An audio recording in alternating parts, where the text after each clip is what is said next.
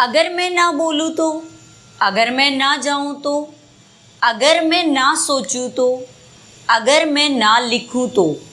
आपके माइंड में ये क्वेश्चंस आते होंगे और कई बारी आपको इस तरह के सेंटेंसेस बोलने पड़ते हैं।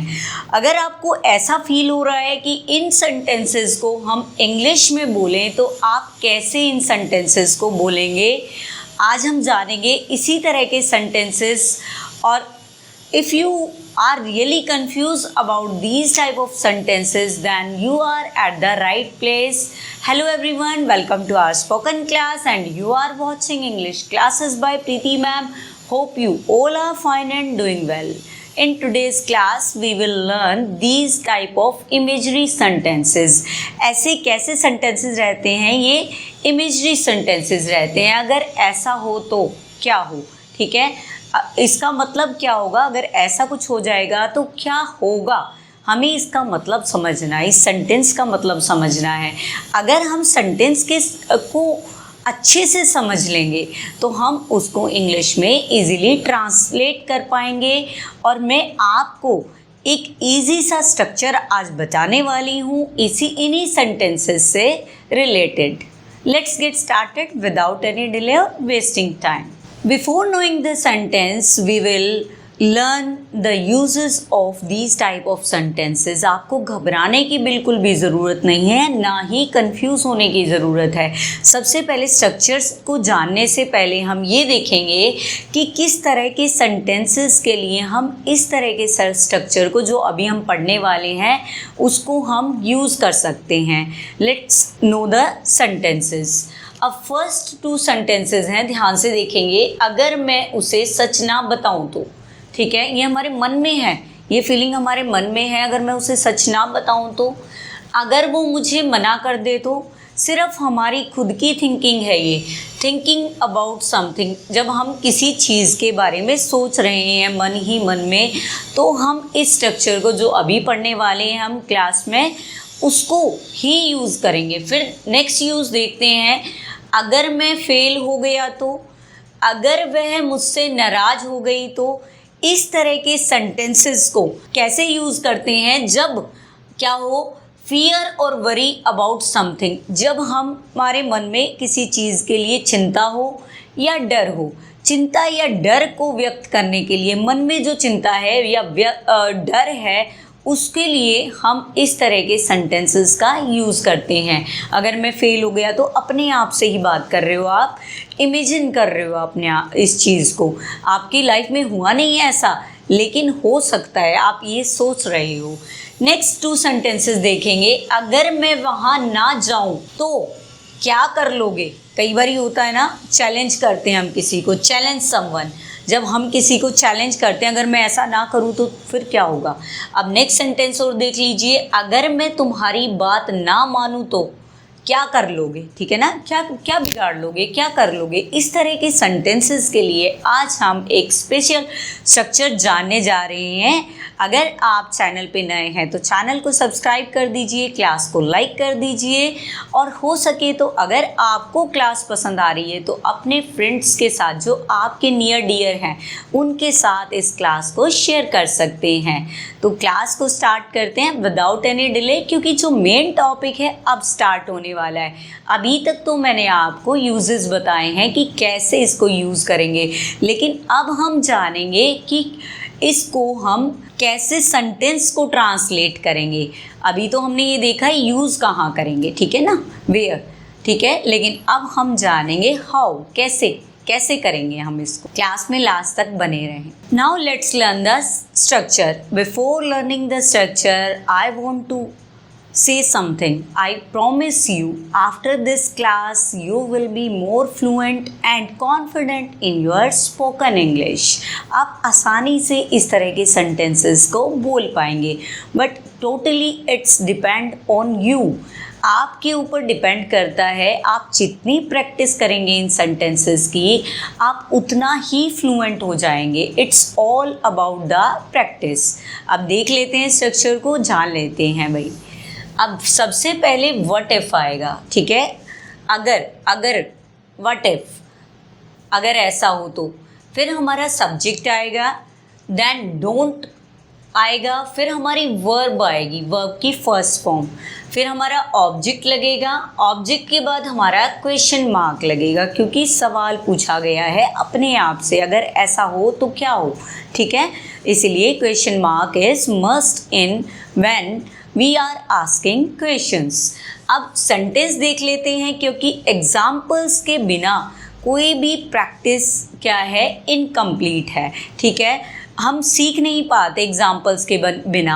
अगर एग्जाम्पल्स हमें बार बार एग्जाम्पल्स करवाए जाते हैं, या कोई बात अगर हमें एग्जाम्पल्स के थ्रू करवाई जाती है, तो हमें वो मेमोराइज रहती है, याद रहती है हमें, ठीक है। हम भूलते नहीं हैं कभी भी, वी नेवर फॉरगेट, अगर हमें एग्जाम्पल के थ्रू कुछ चीज़ करवाई गई हो।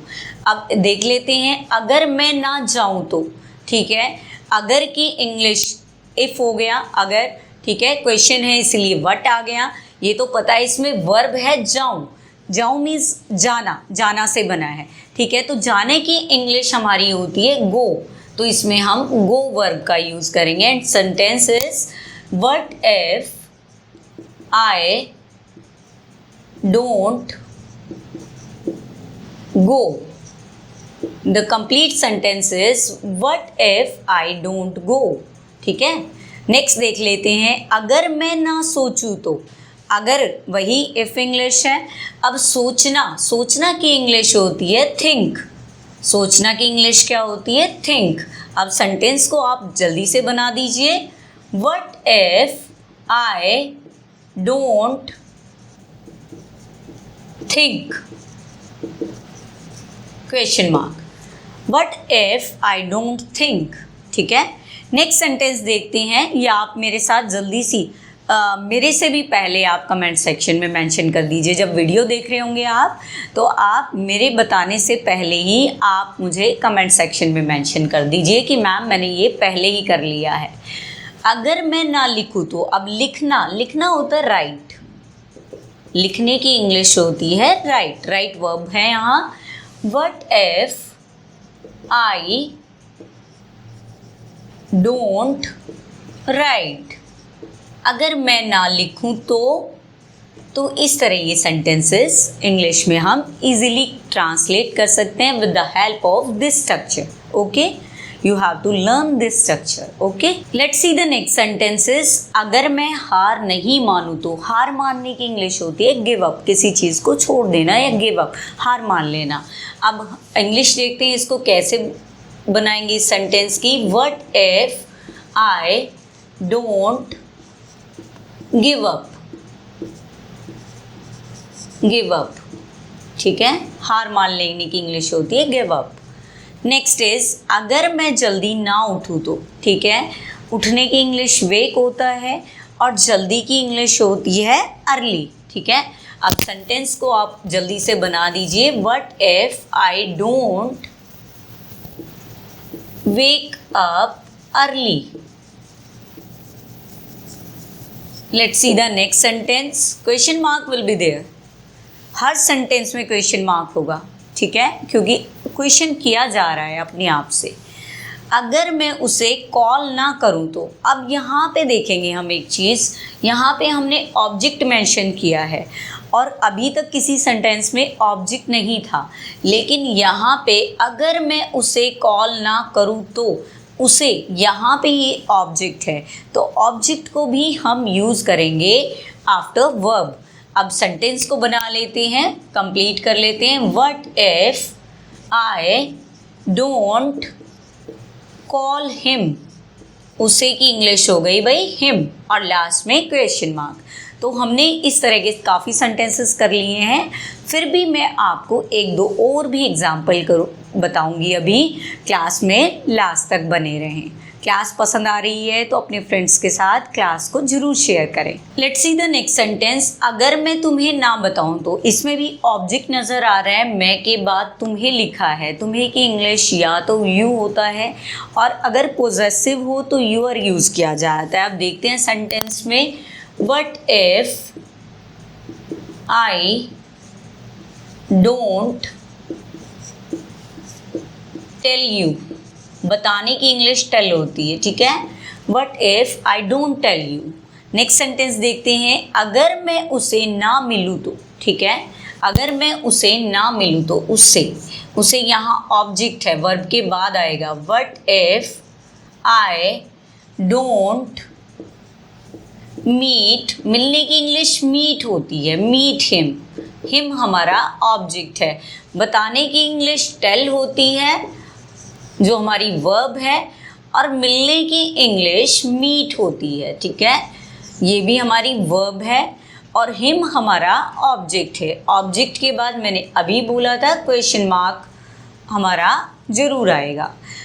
There are 3 sentences I am giving you for the practice. अभी सुन लीजिए sentences। अगर मैं ना करूँ तो, अगर मैं ना बोलूँ तो, अगर मैं ना रुकूँ तो, इन सभी sentences को आप इंग्लिश में ट्रांसलेट करेंगे और कमेंट सेक्शन में अपने नाम के साथ मेंशन करेंगे।